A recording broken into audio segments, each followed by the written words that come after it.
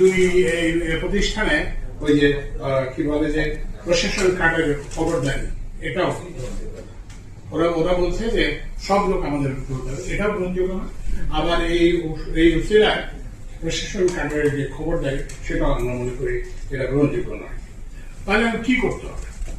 তো আমাদের যেটা করতে হবে সেটা হচ্ছে যে এই যে নতুন দুইটা বিভাগ হবে, রাজস্ব নীতি ও রাজস্ব বাস্তবায়ন, এই দুইটা বিভাগের যে সচিব কি হবে এই জন্য একটা নীতিমালা করতে হবে।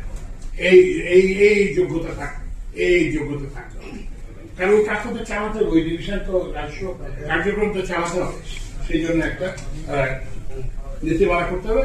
শুধু সচিব না, এটার ঊর্ধ্বতন যে পদগুলো সেগুলোতে নিয়োগের জন্য একটা নীতিমালা করতে হবে, যাতে এই রাজস্ব আহরণ কার্যক্রমটা আরো বেগবান হয়। আপনারা জানেন যে আমাদের কর রাজস্ব অনুপাত অত্যন্ত কম, এটা বাড়ে, গ্রাহক সেবা হয় এবং এই যে হয়রানি বন্দরে কন্টেইনার জব এগুলো যাতে আমরা পরিহার করতে পারি।